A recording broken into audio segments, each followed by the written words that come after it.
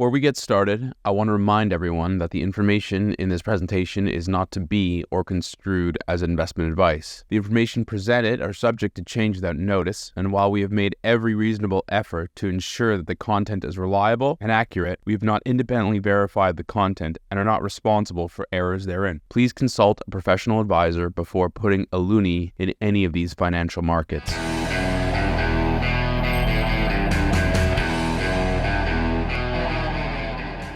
Hi everyone, my name is Richard Diaz and welcome back to the IceCap Canadian Market Wrap. In this week's video, we're going to discuss the BoC's recent decision to cut the overnight target rate by another 50 basis points and what it means for Canada, Canadians, and the Loonie. First, some background. In September, we argued that Canada was already in a recession, and despite the protestations from the federal government, I was pleased to hear this view was echoed by none other than former Bank of Canada Governor Stephen Poloz, who just a few weeks ago said, "I would say we're in a recession. I wouldn't even call it a technical one." It's nice of him to catch up to IceCap. In October, the BoC then cut interest rates by 50 basis points, an unprecedented move outside of crisis. And then, a couple of weeks ago, the finance minister suggested in a press conference that Canadians should reject the evidence of their eyes and ears, and more importantly, reject the data.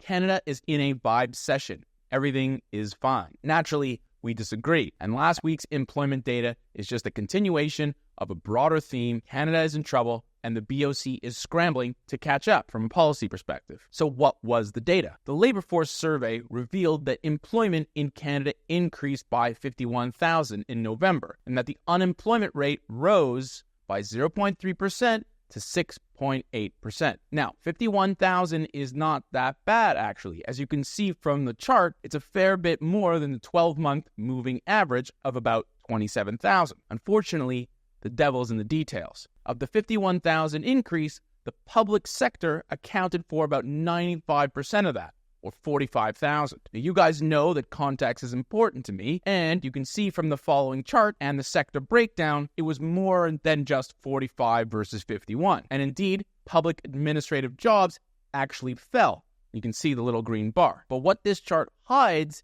is that many of the jobs created in these different economic sectors are in fact government work, or from the public sector. This is something we've discussed before. If the public sector employment grows too large, it can crowd out private sector activity by absorbing talent and resources that could be better used more productively in competitive markets. It's also indicative of a growing bureaucracy which can stifle innovation and create administrative bottlenecks. Public employment is now about 25% of total, which is about a 30-year high and one of the highest in the OECD. That's not great. Since January 2023, public sector employment has grown about 244,000, or about 40% of all the jobs created in Canada. This outsized contribution is an indictment on the Canadian economy and can help explain the productivity emergency Canada is facing. A quick look at the unemployment rate further illustrates this point. There are now 1.5 million people looking for work, and the jobless rate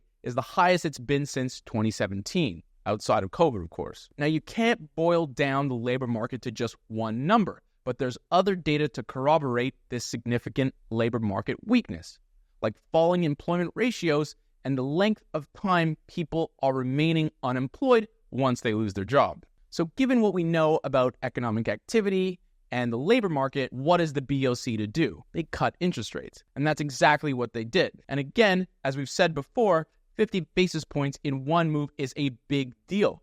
And this is twice in a row now, which brings us up to 175 basis points in less than 12 months, the fastest move since the GFC of 2008 and 9. There's little ambiguity here. The Bank of Canada is saying loud and clear the Canadian economy is in trouble. Again, it's not just the vibes. However, there is a little bit of confusion about what they did and what they said during the press conference. In the presser, the BoC took a little bit of a victory lap on headline inflation as it is back to target. They parried some rather boring questions about Trump's threats to impose tariffs, and interestingly went on to declare there would be no recession in 2025. Of course, we don't believe them, but we respect their unwillingness to kick an economy when it's down. The final takeaway is about the Loonie. Now, the BoC doesn't target or forecast the Canadian dollar. And the governor is right when he says that the recent Canadian dollar weakness has a lot to do with US dollar strength versus all currency. However, this does not change our view that the BoC's policy is in effect sacrificing the loonie. This is to say, the growing interest rate spread between the US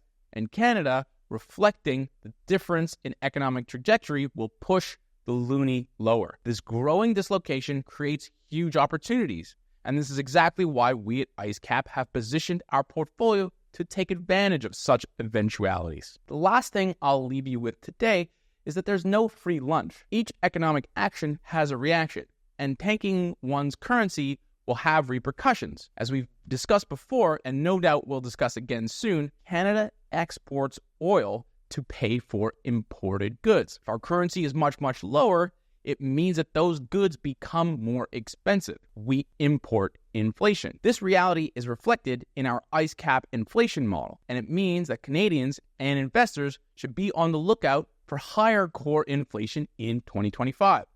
Stay tuned. Okay, that's a wrap for this week's episode. Thanks very much for listening. Please like, subscribe, and follow for more. And as always, we manage money for families all across Canada. So as always, feel free to get in touch.